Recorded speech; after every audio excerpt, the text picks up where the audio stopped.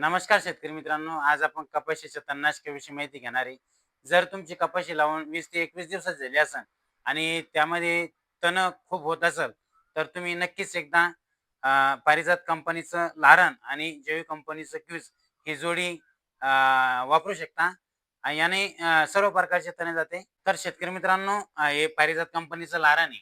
तर याने झाडपाल्याचे पूर्ण प्रकारचे जे गवत आहे, तर हे या लारण या तणनाशकाने जातात. आणि क्विज जे ते क्विज हे जैविक कंपनीचं तणनाशक आहे.